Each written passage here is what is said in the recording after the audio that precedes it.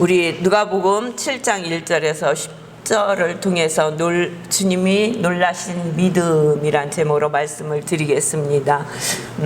이 누가복음은 바울의 동역자이며 의사인 누가가 사도행전과 함께 쓴 글입니다. 그러니까 누가가 저자라는 말씀이에요. 이 글을 처음 대하는 사람은 이방인이에요. 또 오늘 7장 누가복음 1장에 보면은 뭐라고 얘기했냐면 데오빌로 각하에게 쓴다고 이렇게 그에게 보낸다고 얘기하고 있어요. 그러니까 편지 형식으로 쓰여졌는데 이방인들에게 복음을 전하기 위해서 쓰여진 책이다 이렇게 보면 맞습니다. 예수님이 오시기 전에 700년 전에 이사야를 통해서 처녀가 아들을 낳을 것이라고 예언을 하잖아요. 또 미가를 통해서는 유대 베들레헴에서 그 아들이 탄생할 것이라고 예언을 합니다. 근데 누가복음에 보면 처녀가 아들을 낳았고 그 장소가 베들레헴인 것이, 그래서 이들의 선지자들이 예언한 말씀이 이루어진 것을 이야기하고 있습니다. 공생애를 또 예수님이 시작하시기 전에 40일 동안 금식하고 마귀의 시험을 통해서 무엇을 나타내시냐면 예수님은 하나님의 아들이심을 증거하는 거예요. 그리고 예수님은 제자들을 부르시고 갈릴리에서 사역을 시작하십니다. 갈릴리에서 사역을 하시면서 예수님의 마음에 감동을 주는 믿음의 사람을 만나신 거예요. 그 믿음을 보시고 주님은 놀라셨다고 말씀하고 있는 거예요. 히브리서 11장 6절에 보면은 믿음이 없이는 하나님을 기쁘시게 못하니, 기쁘시게 놀라게 한 믿음을 가진 사람은 어떤 사람인가? 정말 주님을 놀라게 하고 기쁘시게 하는 믿음은 어떤 믿음인가? 우리는 보통 어려서부터 자기들은 하나님 말씀만을 가지고 선민이라고 자랑하던 유대인이라고 생각할 거예요. 그렇지 않으면 예수님 바로 옆에서 예수님을 쫓았던 제자들이 믿음이 가장 좋고 하나님을 감동시키며 주님을 감동시키는 자였을 것이라고 생각하는데, 성경을 보면 그들이 아니었다는 것입니다. 칭찬들은 대표적인 두 사람이 있습니다. 근데 이 사람들은 다 이방인이라는 거예요. 마태복음 15장에 보면 가나안 여인이 있습니다. 이 여인은 딸이 흉악한 귀신에 들려 있습니다. 그래서 예수님을 찾아옵니다. 그래서 예수님 앞에 주님 저를 좀 도와주십시오 하며 소리를 지르지만 예수님은 돌아보지 않습니다. 이 여인이 하도 크게 소리를 지르고 시끄러우니까 제자들이 옆에서 얘기하는 거예요. 저 여인을 좀 어떻게 하십시오. 너무 시끄럽습니다. 그러니까 예수님이 돌아보시잖아요. 그랬더니 그 여인이 예수님 앞에 절을 하면서 간구하기 시작합니다. 우리 딸을 좀 살려주십시오. 근데 예수님의 대답이 정말 감당하기 힘든 대답을 하십니다. 뭐라고 말씀하시냐면 자녀의 떡을 취하여 개들에게 던짐이 마땅하지 않다. 저와 여러분에게 주님이 내가 너무도 간절히 원하고, 자식의 문제는 그렇잖아요. 우리의 마음을 다 해서 주님 앞에 간절히 원하니까 그 앞에 듣고 있던 제자들이 너무 시끄럽다고 할 정도로 주님이 돌아볼 때까지 소리를 지르잖아요. 왜? 그것은 딸이 흉악한 귀신에 걸린 거예요. 그런데 주님이 돌아보시더니 뭐라고 해요? 자녀의 떡을 차여 개들에게 던짐이 마땅하지 않다. 이렇게 말씀을 하셨다면 우리의 심정은 어땠을까? 나보고 개래. 아이고 저는 유대인인 주제에 나보고 개래. 응? 그리고 돌아가지 않았을까요? 돌아가 버렸을 것 같아요. 너무 기가 막히잖아요. 개라고 그러니 얼마나 기가 막혔어요. 근데 이 여인은 주님 앞에 뭐라고 얘기하냐면 주여 올소이다마는 개들도 제 주인 상에서 떨어진 부스러기를 먹나이다. 나의 삶은 어찌 보면 개같이 살았습니다. 주님이 그렇게 말씀하시는 게 옳습니다. 가나안 여인이라는 것은 많은 우상을 섬겼다는 얘기 아니에요. 그 삶이 개 같은 삶이라고 이야기하는 거예요. 맞습니다. 주님 잘 보셨습니다. 저는 개와 같은 여인입니다. 그러나 개들도 주인의 땅에서 떨어지는 부스러기를 먹나이다. 이 여인의 고백을 들으시고, 이 여인의 믿음의 고백을 들으시고 예수님은 깜짝 놀라십니다. 이 여인은 예수님이 하나님의 아들이시며 예수님이 그리스도이심을 100% 믿었다는 것입니다. 그 믿음으로 예수님 앞에 고백하는 거예요. 오늘도 한 사람이, 오늘 우리가 본 본문의 백부장입니다. 이 사람은 노마의 백부장입니다. 노마가 이스라엘을 지배하고 있을 때 지배군으로 들어왔던 백부장이에요. 100명의 부하를 거느리고 있던 사람이란 말이에요. 예수님께서 7장 1절에 보니까 예수께서 모든 말씀을 백성에게 들려주시기를 마치신 후에 가버나움으로 들어가십니다. 이 가버나움이라는 동네는 마태복음 11장에 보면 뭐라고 말씀하시냐면, 그 가버나움을 통해서 내가 행한 모든 권능을 소돔에서 행하였다라며 소돔이 오늘날까지 있을 것이다, 이렇게 얘기해요. 그러니까 소돔과 고모라 성보다 더 악하다는 거예요. 예수님이 많은 권능을 행하였지만 돌아서지 않았다는 거예요. 강팍한 동네라는 거예요. 근데 그 가버나움에 백부장이 있었다는 거예요. 100명의 부하를 거느리는, 그러니까 로마에서 100명의 부하를 거느리고 이스라엘을 지배하고 이스라엘 사람들을 다스리기 위해서 와 있던 사람이에요.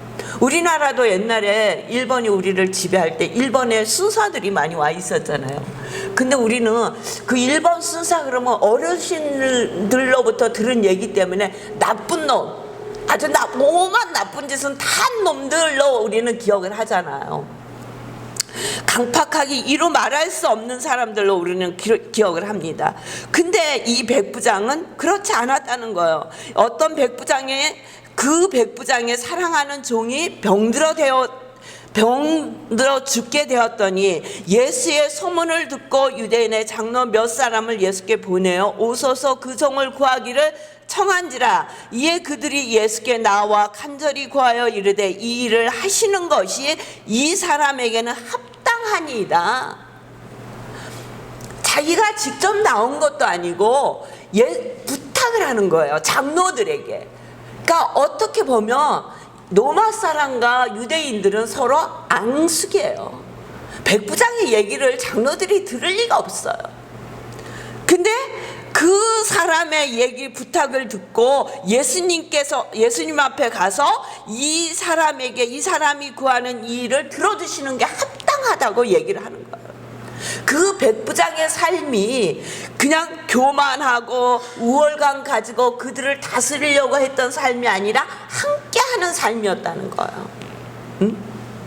그리고 그 백부장 속에는 그 종을 사랑하는 마음이 있었다는 거예요. 그냥 종이 아니라 노예를 얘기하는 거예요. 이 당시 노예는 사람들에게 사람이 아니었어요. 그러니까 노예를 어떻게 표현하느냐면 말을 하는 당나귀라고 얘기를 했어요. 그러니까 재산이에요. 자기네들이 부리는 짐승과 똑같았는데 말을 하였다는 거예요. 만약에 병들어서 죽으면 내다 버렸어요. 그런데 이 백부장은 보니까 사랑하는 종이, 이 종이 잘하였는지 꼭 필요한 종이었는지는 모르지만 백부장이 사랑하는 종이었다는 거예요. 이렇게 노예를 위해서 자기가 예수님 앞에 직접 나가지 못하니까 장로들을 통해서 예수님에게 부탁을 하는 거예요. 이 종을 좀 살려달라고. 아무리 말을 기특하고 말을 잘 듣고 자기에게 꼭 필요한 노예를 할지라도 이 노예가 없으면 딴 노예를 또 사서 쓰면 돼. 근데 이 사람은 그렇게 하지 않았다는 거예요. 이 사람의 마음을 볼 수 있는 부분이에요. 이 사람의 삶의 모습을 볼 수 있는 부분이에요.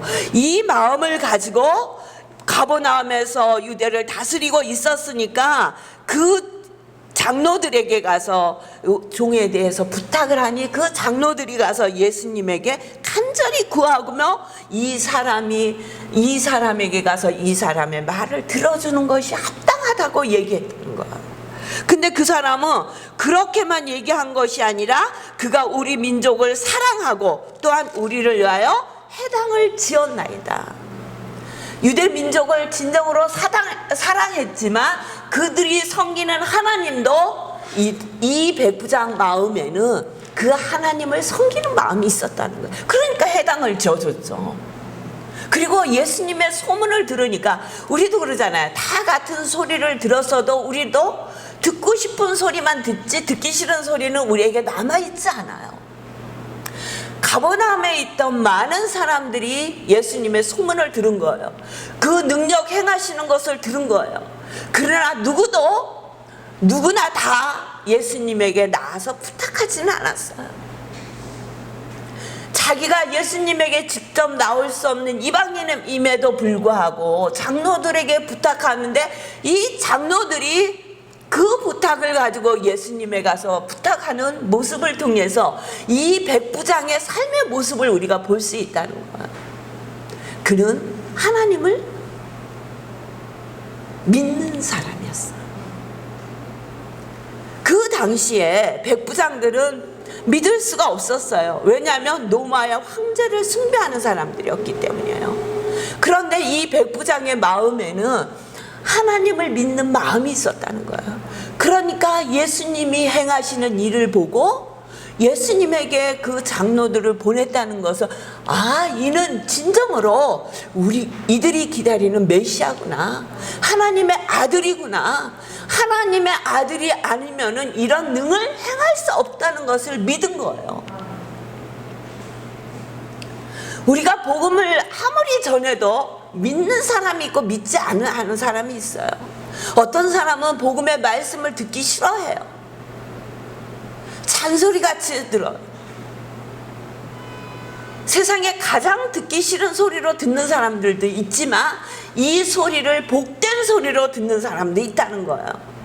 이 백부장과 같이 예수님이 행하시는 모든 일들을 많은 사람들의 입을 통해서 들을 때 복음의 말씀으로 들었다는 거예요. 그래서 자기에게 문제가 생기니까 자기의 자녀에게 문제가 생긴 것이 아니에요. 자기가 아픈 것이 아니에요.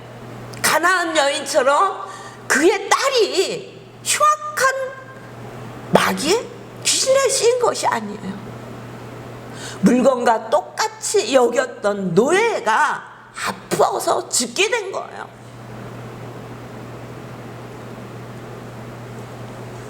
예수님의 권능이, 예수님의 손길이 꼭 필요하다고 느낀 거예요.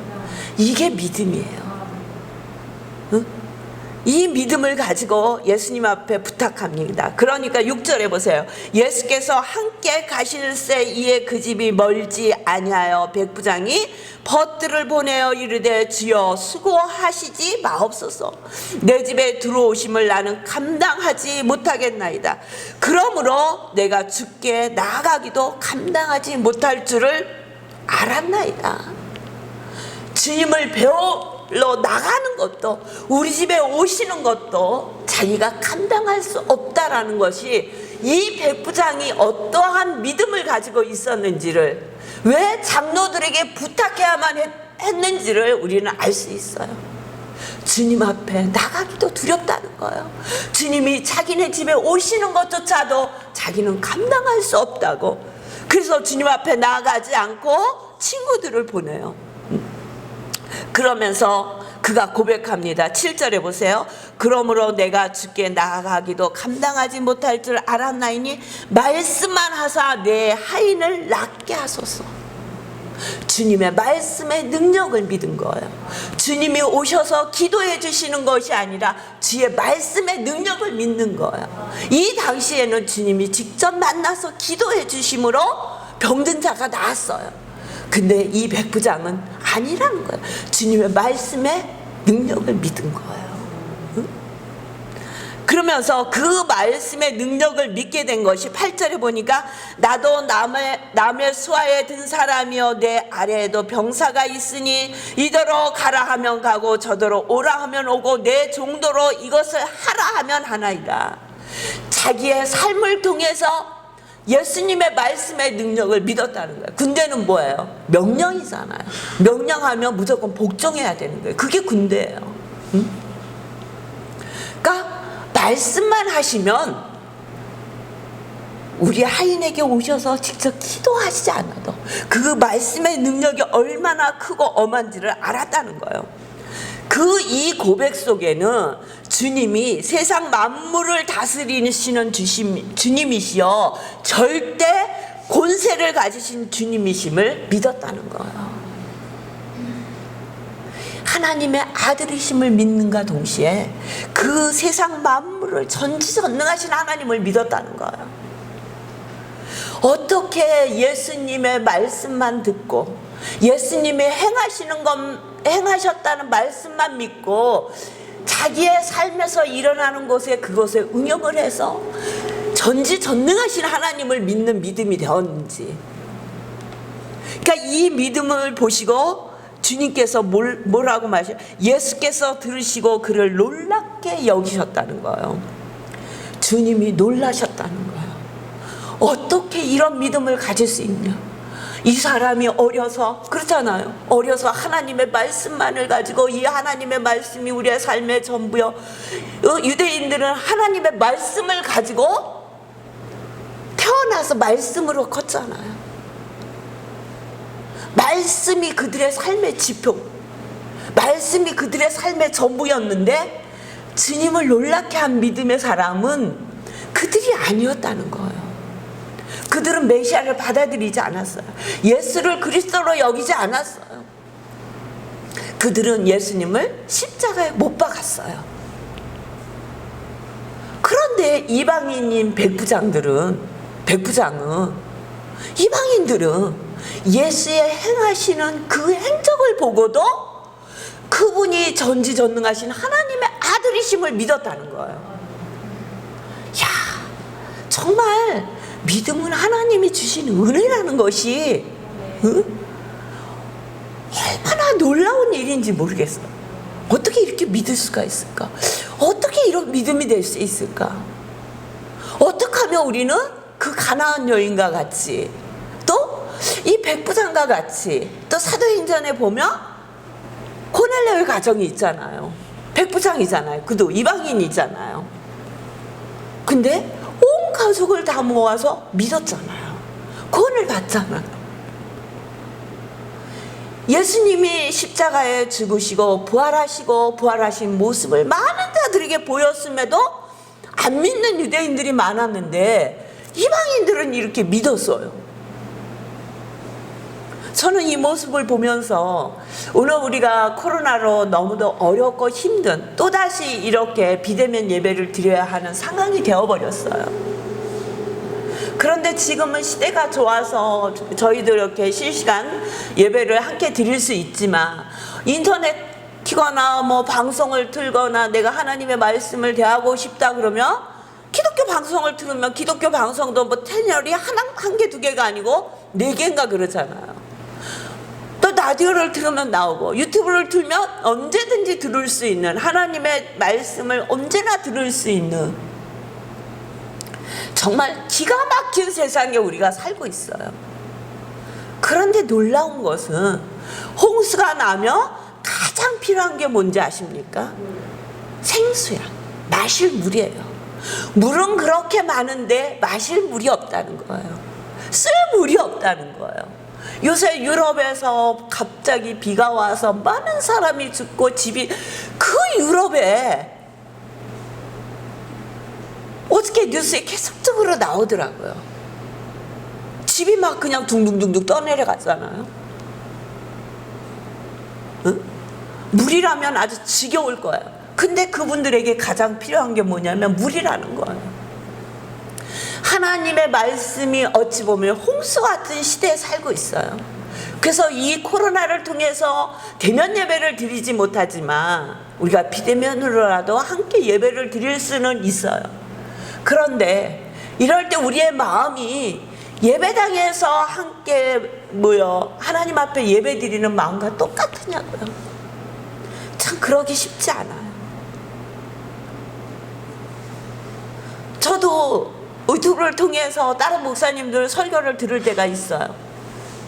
그런데 그렇게 예배당에서 앉아서 하나님의 말씀을 듣는 그런 마음으로 듣느냐고요. 아니에요. 그러니까 어찌 보면 이렇게 말씀의 홍수가 난 시대에는 우리의 머리만 커지는 거예요. 모르는 게 없는 거예요. 근데 이 말씀이 머리에서 머무르고 가슴으로 내려오지 않으니까 크리스찬의 삶이 변하지 않는 거예요. 이렇게 사람에게도 감동을 주지 못하고 있는 거예요. 코로나가 나면서 제일 많이 욕을 얻어먹는 게 기독교인이에요. 말이 됩니까 이게? 이해가 돼요? 그렇게 하나님의 말씀을 잘 듣고 하나님의 말씀을 언제든지 들으며 그 말씀대로 살려고 애쓰고 힘쓰잖아요. 우리는 많은 것을 내려놓고 손해보면서도 아무 소리 못하잖아요. 뒤에 살 때도 얘기하고 싶은 게 한두 가지가 아닐 때도 있어요. 근데 그냥 참다 보니까 알아주더라고요. 지금은 목사님이 한 건물에 계시니까 너무 든든하고 좋아요. 처음부터 우리 눈에 거슬린 대로 얘기했으면 그렇게 아유 교회가 있으니까 진짜 잔소리 더럽게 많이 하네 그랬을 거예요. 근데 정말 다 불편했잖아요. 감수하고 그럴 시간이 좀 흐르니까 목사님이 계셔서 우리 같이 이렇게 목사님 교회가 있다는 걸로만도 든든하대요. 응? 근데 그 말을 들으니까 좀 그동안에 불편했던 마음이 많이 가시더라고요. 그래 이거지. 응? 많이 불편했지만 이거지. 이런 것이 우리가 보여야 할 모습. 우리는 이렇게 불편해도 이렇게 살고 있음에도 불구하고 욕을 얻어먹고 있다는 거. 억울하지 않아요? 할 말 다 하지 못하고 어떨 때는 정말 속에서 올라오는 그런 어떤 아픔을 얘기하지 못하면서 내 속에 콕콕 누르고 있음에도 불구하고 인정받지 못하고 있다라는 것이 억울할 때도 있지만 우리의 모습 속에 이 백부장과 같이 하나님을 온전히 섬기며 그 말씀대로 순종하며 살아온 모습이 없었다는 거예요. 그 누구도 그 종을 내다 버렸다고 해서 욕할 사람이 없어요. 너무나 당연한 모습이었다는 거예요. 어찌 보면 그 종을 위해서 기도해주고 그 종을 위해서 염려하는 것이 손가락질 받을 수 있는 모습이었다는 거예요. 그럼에도 그는 그 종을 자기의 가족으로 식구로 받아들이고 그를 위해서 염려하였다는 거죠. 그리고 주님 앞에 그 종의 병을 내어놓고 간구하는 사람이었다는 거예요. 오늘 우리에게 주님이 이렇게 놀라시는 믿음은 우리 개인의 문제를 놓고 기도하는 것도 중요하지만 이 세상에 이루어지는 많은 어려운 일들, 그렇죠? 또 우리나라가 겪고 있는 일들, 이 코로나 팬데믹으로 인해서 어렵고 힘든 많은 자들을 위해서 우리에게는 지금 그런 어려움이 없다 할지라도 그들의 마음과 같은 마음을 가지고 함께 기도하고 주님 앞에 나온다면, 솔직히 비대면 예배를 드린다, 우리 교회 같이 작은 교회가 몇 명 모이지도 않는 교회가 그냥 대면 예배 드려도 드릴 수 있어요. 그러나 그 모습이 하나님의 영광을 가린다면 우리가 조금은 불편하고 힘들다 할지라도 이렇게 각자 처소에서 하나님을 향해 예배드리며 그 말씀을 붙들고 사는 시기가 되었으면 너무도 좋겠습니다. 그래서 믿음이 없이는 하나님을 기쁘시게 못한다 그랬어요. 우리 한 사람 한 사람을 향해서 하나님을 기쁘시게 할 수 있는 믿음, 그 믿음은 오늘 이 백부장을 통해서 하나님을 온전히 만나는 거예요.